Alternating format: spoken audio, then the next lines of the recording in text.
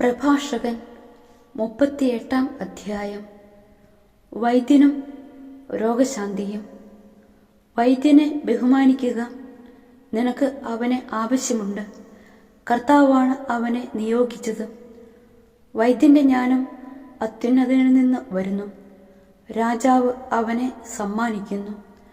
വൈദ്യന്റെ വൈഭവം അവനെ ഉന്നതനാക്കുന്നു. മഹാന്മാർ അവനെ പ്രശംസിക്കുന്നു.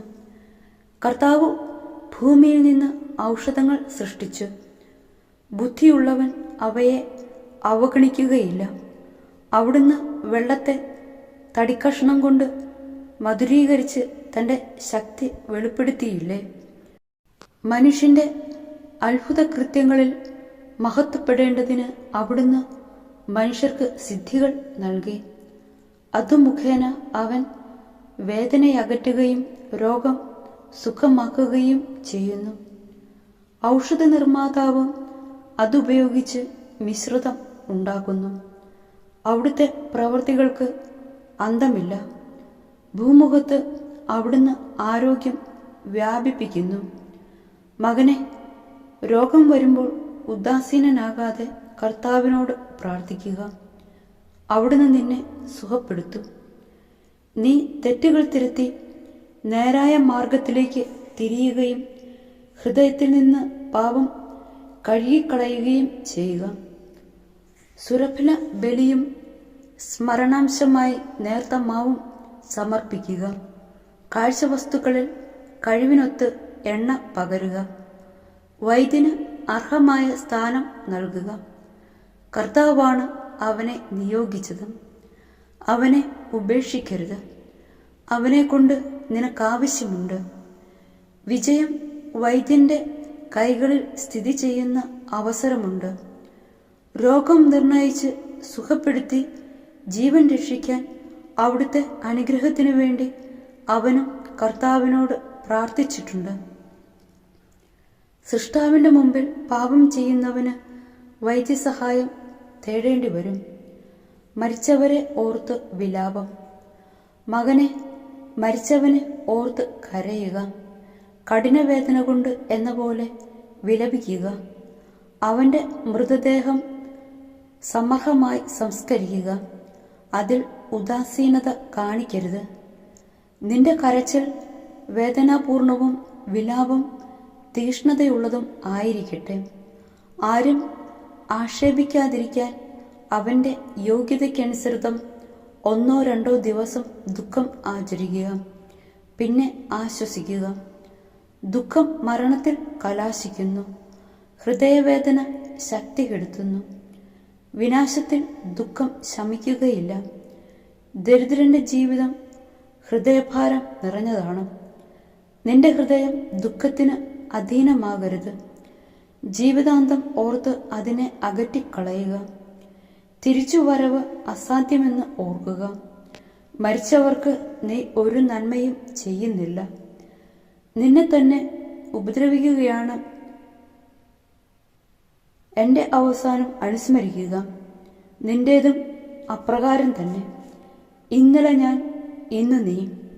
മരിച്ചവൻ വിശ്രമിക്കുമ്പോൾ അവനെക്കുറിച്ചുള്ള സ്മരണയും അവസാനിക്കട്ടെ. അവന്റെ ആത്മാവ് വേർപെട്ടു കഴിയുമ്പോൾ ആശ്വസിക്കുക. ജോലിയും ജ്ഞാനവും. പണ്ഡിതന്റെ വിജ്ഞാനം വിശ്രമത്തെ ആശ്രയിച്ചിരിക്കുന്നു. വ്യഗ്രതകൾ ഒഴിഞ്ഞാലേ ജ്ഞാനം ലഭിക്കും. കലപ്പ പിടിക്കുകയും ചാട്ടയിൽ അഭിമാനിക്കുകയും ചെയ്യുന്നവൻ കാളകളെ തെളിക്കുകയും നോക്കുകയും അവയെപ്പറ്റി സംസാരിക്കുകയും ചെയ്യുന്നവൻ എങ്ങനെ വിജ്ഞനാകും? അവൻ ഉഴവുചാലുകളെപ്പറ്റി ചിന്തിക്കുകയും പശുക്കുട്ടികൾക്കുള്ള തീറ്റയുടെ കാര്യത്തിൽ ശ്രദ്ധിക്കുകയും ചെയ്യുന്നു. രാവും പകലും അധ്വാനിച്ച് മുദ്ര കുത്തുന്ന കൊത്തുപണിക്കാരും കരവേല വിദഗ്ധരും ഇങ്ങനെ തന്നെ.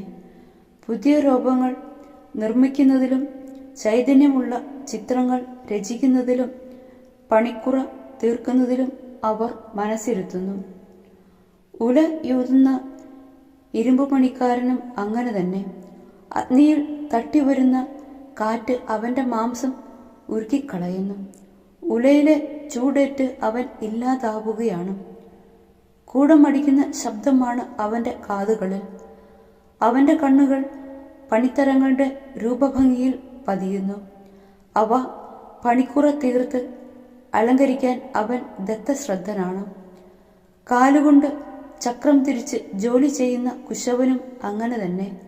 അവൻ സർവദാ കൃത്യനിർവഹണത്തിൽ മുഴുകിയിരിക്കുന്നു. എണ്ണം നോക്കിയാണ് അവൻ്റെ പ്രയത്നം നിർണയിക്കുന്നത്. അവൻ കൈകൊണ്ട് കളിമണ്ണിനും രൂപം കൊടുക്കുന്നു, കാലുകൊണ്ട് കുഴച്ച് പാകമാക്കുന്നു. മിനുക്കുന്നതിൽ അവൻ ശ്രദ്ധ പതിക്കുന്നു, തീച്ചൂള വൃത്തിയാക്കുന്നതിലും അവൻ ശ്രദ്ധിക്കുന്നു.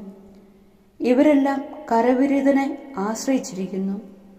ഓരോരുത്തരും താന്താങ്ങളുടെ തൊഴിലിൽ സമർത്ഥരാണ്. അവരെ കൂടാതെ നഗരം പണിയാനാവില്ല. ആളുകൾക്കവിടെ വരുന്നതിനോ താമസിക്കുന്നതിനോ സാധിക്കുകയില്ല.